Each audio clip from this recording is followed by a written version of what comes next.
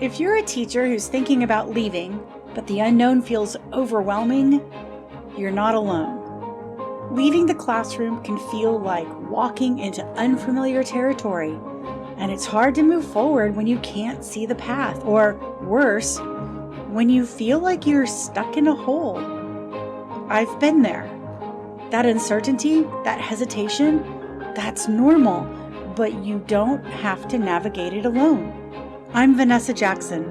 I spent 25 years in the classroom, and I've also worked inside the hiring world, helping people get jobs and understand how those systems really work. Now, I help teachers just like you navigate that in-between space so that you can move out of burnout and into a career outside the classroom that actually fits. This is Teachers in Transition.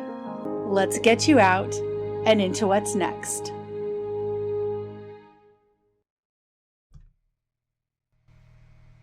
Hi, welcome back to the Teachers in Transition podcast.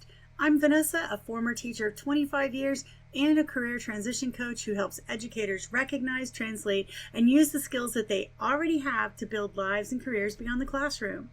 I'm so happy you're here. Today on the podcast, we are going to look at some of the personal and financial risks hiding behind those beautiful back-to-school classroom setup videos. Then our teacher hack will help you create a simple record of your classroom and the things that you purchased. Finally, in our career transition and job search segment, we'll talk about personal branding, clearing up your digital footprint, and making sure that your online presence supports where you want to go next. Let's get started. It is the beginning of the school year in many places, which means my social media feeds are full of classroom setup videos. And some of these classrooms are absolutely amazing. They are colorful and welcoming with flexible seating and comfortable reading areas, coordinated storage, soft lighting, and thoughtful spaces for students who need a moment to regulate themselves.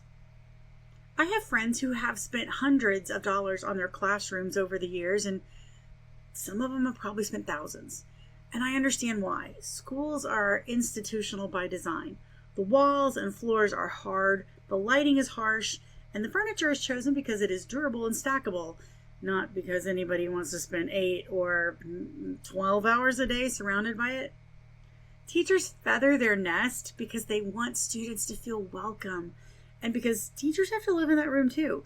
Even the teacher's desk chair may be a personal purchase because the school-provided chair is uncomfortable or broken or designed for a completely different body. For the record, I'm a little weird. I liked those oversized student chairs on wheels, but that was me. I genuinely love seeing how creative teachers are and how much care they put into their spaces. But in several recent videos, I've watched teachers standing on student desks or balance on chairs while putting up decorations.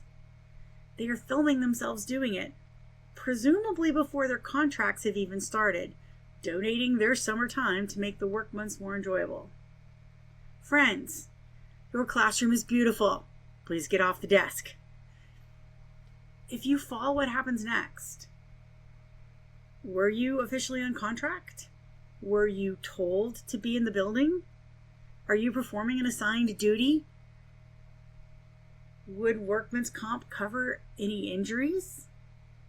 I mean, the answers are going to depend on your state, your district, and your circumstances, but here's what I know. I took a hard fall in the middle of my classroom, surrounded by students during my workday, first period, and my workers' compensation claim was still controverted. The district disputed its responsibility and left me to sort out the expenses through my regular insurance. That was not a fun phone conversation. If they could argue about whether my very obvious workplace injury belonged to them, imagine the arguments available when you are volunteering summertime and standing on a student desk. I mean, I may agree that you were working for the benefit of your classroom and I would back you up, but my agreement will not provide workers' compensation coverage or pay those medical bills. And psst, don't film yourself doing it. But if you film it, don't publish the evidence. I mean, there was that time in college when I put a bath mat on the hood of my car and then a chair on top of the bath mat so that I could decorate the rental house with Christmas lights. That was 9 shades of stupid, but at least I was young. Then there is also a video currently getting a lot of attention that shows a teacher returning to a classroom with her belongings covered in mold. Everything in that classroom is covered in mold. It ruined her classroom library, her shelving, her teacher chair, so many things that she had clearly purchased with her own money. There are also posts circulating around the video that claim she was fired for sharing the video. I haven't found any reliable independent reporting confirming that part of the story, so I'm not going to present that as established fact. But either possibility should concern everyone. If she was fired for showing the condition of that classroom, holy moldy cheese, Batman, what else is happening in that building? And what else might that district have preferred people not see? Mold isn't merely ugly, and it doesn't only ruin bulletin board supplies. It can affect the health of the adults and children spending much of their day inside that building. I am extraordinarily sensitive to mold after a long and unfortunate encounter involving a government-issued washing machine. Mold exposure is not an abstract inconvenience to me. I know what it can do. And this was reportedly in a Florida classroom after sitting through the summer. I understand that fully air conditioning an empty building costs money, but in that climate, there has to be some form of humidity control, inspection, or maintenance. I mean, you can't seal up a humid building for the summer, do nothing to control the environment, and then act surprised when the biology moves in. But what if the firing story isn't true? Then why did so many people find it instantly believable? Why is it so easy to believe that a district facing a teaching shortage would fire the person holding a camera rather than admit that it has a problem with the building? The fact that almost every person immediately assumed that to be true instead of just brash poppycock is an indictment of trust. The mold brings us back to all of those beautiful classrooms. If your rug is destroyed by mold, the district is not going to replace it. If your flexible seating is damaged by a leak or tornado or an angry child, the district probably won't reimburse you. If the lamp disappears or your chair is ruined, you're just going to be out that money. And it doesn't mean that you are foolish for wanting a comfortable, humane space for yourself and your students. It just means that you need to decide how much you can afford to lose. Feather that nest if it makes life better for you and your students, but remember, you don't own the tree. And anything that you place in that room will be your financial risk, even when the school benefits from it. Anything you film creates another kind of risk. Your camera can document your dedication, your unsafe working conditions, and what the school failed to provide. It can also document that you were working outside of your contract, standing on furniture, violating a safety policy, revealing something confidential, or publicly criticizing your employer. Once you publish the video, you surrender control over who sees it, how they interpret it, and what they decide to do with it. So I'm going to gently hold your metaphorical hand and remind you, protecting your money, your body, your employment, and your future is not evidence that you care less. Document what needs to be documented, keep your receipts, preserve evidence of unsafe conditions, and contact your union, an attorney, or whatever appropriate agency when necessary. But remember that documenting something and publishing it to the world are not the same decision. Before you spend the money, climb on the desk, or post a video, ask yourself, what am I risking? Who benefits from it? And who will be responsible if something goes wrong? And it's time to move on to our teacher hack segment. Our teacher hacks are designed to save you in one of the 3 ways that we pay for things: time, money, or stress. And today's hack is designed to help you protect your money, although I'm not sure it actually saves any. Today's teacher hack is to create a classroom purchase file. One place that documents the things that you have purchased and brought into your classroom. Keep the file on your personal computer, in personal cloud storage, or in a physical binder if you're a paper person. The important word is personal. Do not keep the only copy in your district email or district provided storage. If you transfer or leave unexpectedly, you may lose access to those systems immediately. Save the receipt for anything that you purchase for your classroom. Take a picture or a scan. I use Cam Scanner. Take your picture before the receipt fades, disappears into the bottom of your purse, or gets washed in something. For online purchases, save the email or download the invoice. And then just create a simple spreadsheet, and I do mean simple. You don't need a corporate accounting system for your classroom lamps. Record the date, the item, the cost, the store, and whether you were reimbursed. Chances are you weren't. For expensive items such as flexible seating, bookshelves, rugs, electronics, or your teacher chair, add a photograph and a serial number, if one exists. Again, in case someone tries to claim your stuff. Sometimes they go wandering over the summer. Separate consumable supplies, the things intended to be used up, from durable property that you expect to keep for several years. I'm not going to attempt a lesson on tax depreciation today. Everybody can relax.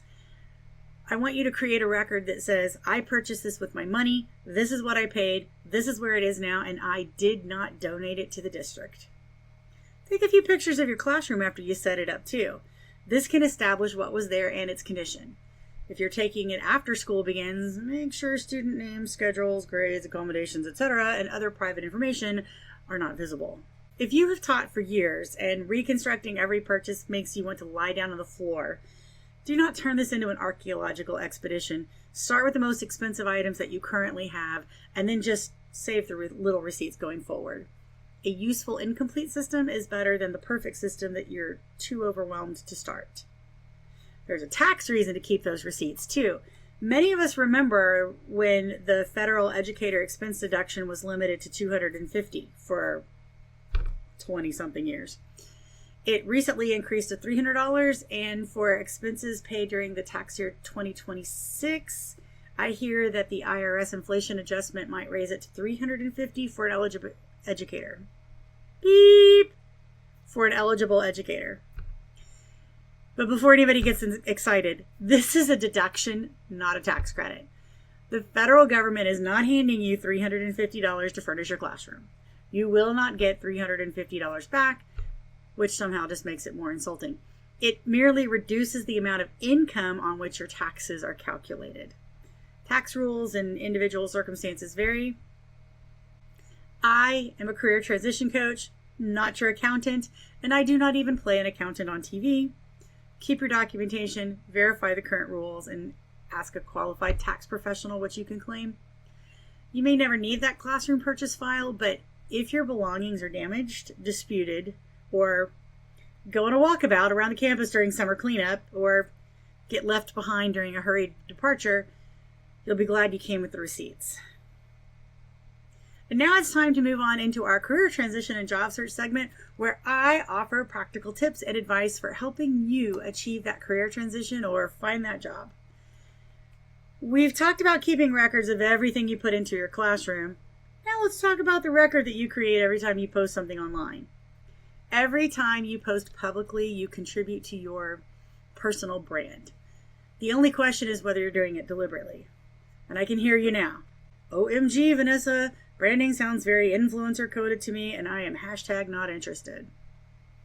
Except that you need to be interested, because how you are perceived is your brand. And that perception can influence whether you get a job inside or outside of education.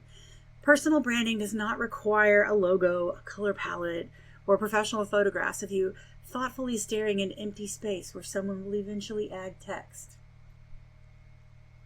It's simply the collection of impressions and expectations that people associate with your name. You already have a personal brand. You had one before social media ever existed. Example, I am well-spoken, I dig until I find the source of a problem, and I come with receipts. And I advocate for people who are afraid to advocate for themselves. I have one of those overdeveloped senses of justice. People who knew me in high school would not find any of those comments out of character from the Vanessa that they knew then. My current social media also makes it clear that I have officially entered my get off my lawn phase of life when dealing with bureaucratic nonsense. Recently, I just waited more than 3 hours for public storage to show up or answer their phone. And when I finally discovered the secret bypass options in their phone menu, I shared it. If a system wastes my time, I want to make sure that the next person doesn't lose 3 hours of their life in the same hole. That story contributes to my brand, if you will. I'm honest and you can trust me. I investigate problems, I explain what I find, document the evidence, and help other people navigate the system. Communication, investigation, and receipts are my tools. Standing up for the little guy is why I use them. Your personal brand does not have to make everyone like you. Let me take that pressure off. It won't. It should help the right people understand you, and it should not be a costume that you put on for hiring managers or current bosses. Think about someone that you knew in high school and someone who works with you now. What qualities would both people name about you? What problems have people always brought to you? And what appears consistently in your solutions? Those recurring qualities are probably the foundation of your authentic personal brand. The social media branding involves subtraction as well as addition. While deciding what you want people to find, you may also need to delete or restrict the things that could make it difficult to hire you or easy to fire you. Look up your public presence without the benefit of your context. A hiring manager may not know what happened hours before you wrote a furious post. They may not understand the inside joke or recognize the sarcasm or know that a video captured the worst 5 minutes of an otherwise excellent year. They may not know that you were moving through some of the most difficult periods of your life. They see the artifact, not the context.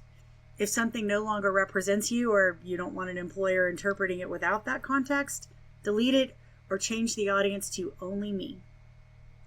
If it documents unsafe conditions, harassment, retaliation, or other serious workplace matters, preserve the evidence privately before removing it from public view. Start by searching your full name and the usernames that you commonly use. Look at the results as though you were deciding whether to interview or hire this person. Review the public posts, comments, photographs, videos, tagged content, old accounts, profile pictures, and biographies. Pay particular attention to anything that identifies students, criticizes families or coworkers, reveals private workplace information, shows questionable judgment from someone else's perspective, or violates something that needs to be private. Never assume that someone else will keep your secrets where social media is concerned. Always review your content and ask 3 questions. Is this accurate? Is this an impression I am willing to own? Would I be comfortable explaining it in an interview? Sometimes the answer is yes. I am willing to own the fact that I become magnificently cranky when a bureaucracy creates unnecessary traps for ordinary people, particularly when my crankiness comes with research receipts and a path around the obstacle. I may not want to work somewhere that doesn't appreciate that aspect of me. In fact, I definitely wouldn't. The goal is not to remove everything that someone somewhere might dislike. Remember, you can't. If that were the standard, none of us would even have a recognizable personality. The goal is to make conscious choices about what is speaking on your behalf when you're not there to do it. Don't wait until the weekend before your first application to begin. If you have used social media heavily, you may have abandoned accounts, forgotten passwords, old usernames, public comments, and tagged photographs across several platforms. I hear MySpace is coming back. I have questions. Can I get my old account back? What's even on there? Cleaning that up takes time. I've been on Facebook for 18 years. You also need time to build what you want people to find.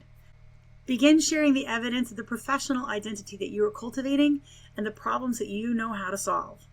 You do not have to erase your history as a teacher. Your teaching experience is evidence of your abilities. Curate and translate that experience so people can see more than a classroom job title. You have a personal brand already. Now just make sure it reflects who you are, the value you offer, and the career that you are building towards, not just the job you may be preparing to leave. So before we go, I have something important to share. Next week, I am opening up the pre-sale for my book, Invisible Excellence, for a very limited period of time. This is not a traditional pre-sale like on Amazon where the finished book is sitting in a warehouse somewhere. The pre-sale is essentially a crowdfunding campaign to help fund the work of publishing the book and to bring it into the world. My book is about the extraordinary value that teachers develop inside the classroom and why that value so often remains invisible outside of education. It will help teachers everywhere recognize the skills they've built, translate those skills into language employers understand, and carry their excellence forward into whatever comes next. There will be several different pre-sale packages, from reserving a signed copy to experience that go well beyond the book. I'll share all the details next week, so watch my social media and keep an eye on your email. If you'd like to be on the email list, you can email me at vanessa@teachersintransition.com and I'll make sure that you're on it. I do not sell my lists and your data is safe. When the pre-sale opens next week, you can just easily choose the package that fits you and join the movement. Every package purchased helps pay the costs of publishing Invisible Excellence. Only with your help can this book get funded without handing its rights or its message over to some large publishing company. I am counting on this community to help me help others. Y'all are the kind of people who will help change how teachers are valued everywhere. I would be honored to have you to be a part of this project and to help bring Invisible Excellence into the world. But until next time, keep moving forward. And as my dad used to always tell me before I drove away, and he took that from one of his favorite TV shows, let's be careful out there. That's the podcast for today. If you liked this podcast, tell a friend. And don't forget to rate and review wherever you listen to your podcast. It helps the podcast grow. Tune in weekly to Teachers in Transition, where we discuss job search strategies as well as stress management techniques and motivation. And I want to hear from you. Please reach out and leave me a message at vanessa@teachersintransition.com. You can also leave a voicemail or text at 512-640-9099. I'll see you here again next week, and remember, you are amazing.